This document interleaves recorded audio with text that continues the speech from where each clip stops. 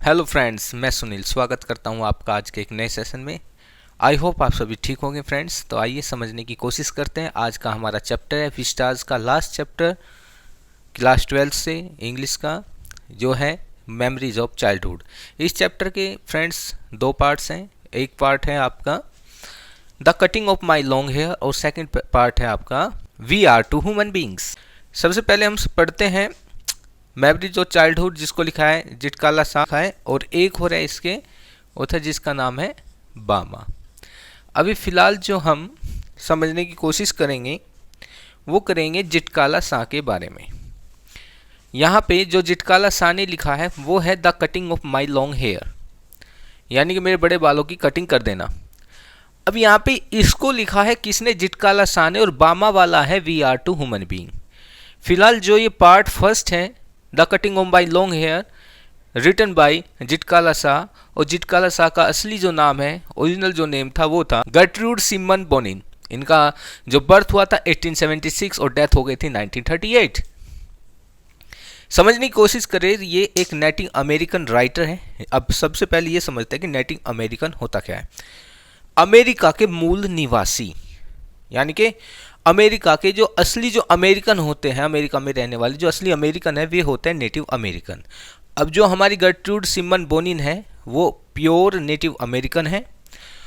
एक राइटर है, एडिटर है, म्यूजिशियन है, टीचर है और पॉलिटिकल एक्टिविस्ट भी है। इसने बहुत सारी किताबों में अपना स्ट्रगल लिखा। चैप्टर में जो हमारी गर्ट्रूड सिमन बोनिन है ये अपने एक्सपीरियंस बताती है कि इसके साथ जैसे कैसे ऑपरेशन हुआ था, उत्पीड़न कैसे हुआ था, कैसे भेदभाव इनके साथ किया गया था। अब होता ये है कि अमेरिका में बहुत समय पहले क्या थे, एक स्कूल था जिसका नाम था कार्लसले इंडियन स्कूल। चैप्टर में बताया गया है कि कार्लसले इंडियन स्कूल में कैसे इन नेटिव अमेरिकन को भर्ती किया गया और कैसे इन पर उत्पीड़न किया गया। तो यहाँ पे जो हमारी ऑथर है जिसका नाम है गर्ट्रूड सिमन बोनिन, इसका पहला दिन in the land of apples, किसमें? In the land of apples में, यानी कि साउथ अमेरिका में इसका जो पहला दिन था वो कैसे बीता। जब ये बोर्डिंग स्कूल में चली जाती हैं तो वहाँ पर पहले ही दिन ये क्या देखती हैं, बहुत सारे बच्चे पहले से ही वहाँ पर आए हुए थे। उनके जो कपड़े का पहनने का जो स्टाइल था, जो इनका होता था उससे बिल्कुल डिफरेंट था। इनको टाइट फिटिंग के कपड़े पहना दिए गए थे। उसके साथ साथ जो इनके सॉफ्ट जो पैडिंग के स्लीपर्स थे, शूज़ थे, वे इनके उतरवा दिए थे और इनको मजबूत लेदर के शूज़ पहना दिए गए थे, जो बिल्कुल इनकी जो कल्चर है उसके विपरीत थे, खिलाफ थे।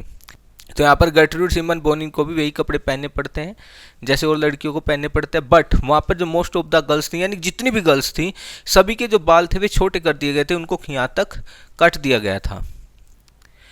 अब यहाँ पे बहुत सारे लड़के भी आए हुए थे। वे लड़के भी सभी क्या थे? दबे हुए थे, डरे हुए थे, सहमे हुए थे। उस समय की बात है जब सुबह के टाइम ये खाना खाने के लिए जाते हैं, तो उस टाइम ये सब चीज़ों को देखती है। कौन? जिटकाला शाह। तो क्या देखती है कि एक बड़ी सी टेबल है हॉल में, और इस टेबल के दोनों तरफ भी स्टूडेंट्स हैं, वे खड़े हैं। खाने की बेल बजेगी और यहाँ पर ईटिंग बाई फॉर्मूले से खाया जाता। तो ईटिंग बाई फॉर्मूला क्या था कि 3 बेल पे खाना होता है। तो इसको पता नहीं था, किसको? जिटकाला शाह को तो बिल्कुल भी नहीं पता था कि ईटिंग बाई फॉर्मूला क्या है। तो वहाँ पे जैसे पहली बेल लगती है तो सभी अपनी टेबल के सामने खड़े हो जाते हैं और जो टेबल के नीचे चेयर होती है उसको बांध खींच लेते हैं। अब जो हमारी जिटकाला, इसको तो पता नहीं था, इसने अपना टेबल के नीचे से अपनी चेयर खींची और उस पर बैठ जाती है, और ये उस पर बैठ जाती है, लेकिन सभी खड़े रहते हैं। ये दोनों तरफ देखती है, अरे सभी खड़े हैं, मैं तो टेबल के नीचे से ये जो चेयर है उसको निकाल लिया और उस पर बैठ गई।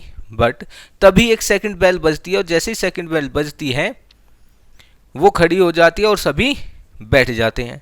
यानी कि सेकंड बेल थी बैठने के लिए, फर्स्ट बेल थी चेयर को बाहर निकालने के लिए। अब वो फिर देखती है तो अब वो दोबारा से बैठ जाती है। और जब ये इन सब चीज़ों को देख रही होती है तो एक पेल फेस वुमेन, यानी कि एक गोरी मेम कह सकते हैं, जो जिसका वाइट कलर था चेहरे का, वो उसको देख रही होती है बड़े ध्यान से।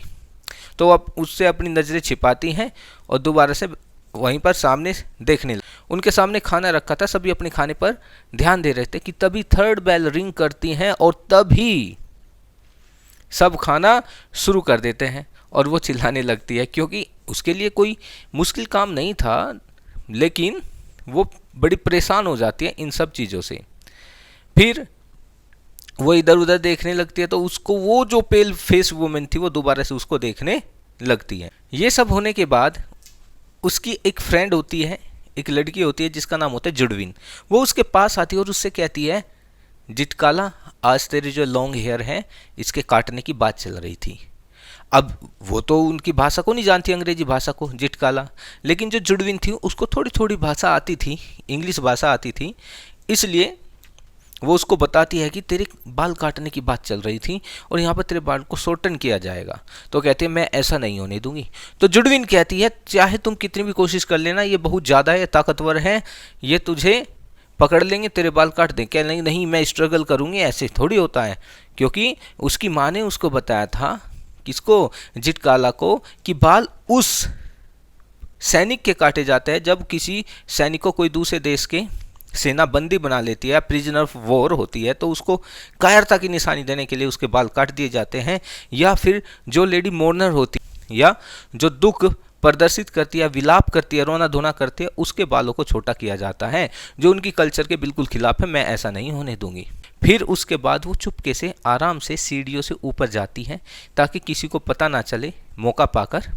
और वो क्या देखती है, एक बड़ा सा हॉल है जिसमें अंधेरा हुआ है, तो वो उसमें अंदर चली जाती है। एक बेड होता है, बेड के नीचे बैठ जाती है चुपके से। अब नीचे हॉल में सब उसकी आवाज़ लगा रहे होते हैं, जुडविन भी उसको ढूंढ रही होती है, और इधर उधर जितने भी वहाँ पे गार्ड्स थे, टीचर्स थे, सभी उसको सर्च कर रहे होते हैं, लेकिन वो कहीं भी नहीं मिलती। फुट साउंड थी, वो धीरे धीरे उसके पास आने लगते हैं और वे उसके कमरे में आ जाते हैं। वहाँ पे तो अंधेरा था, तो वे अलमीरा में चेक करते हैं, कॉर्नर में चेक करते हैं, बट तभी एक लेडी क्या करती, कर्टेन हटा देती है, और कर्टेन के हटाने से पूरे रूम में लाइट आ जाती है। और लाइट आते ही वो उनको बेड के नीचे दिख जाती है और फिर उसको पकड़ के बाहर निकालने लगते हैं।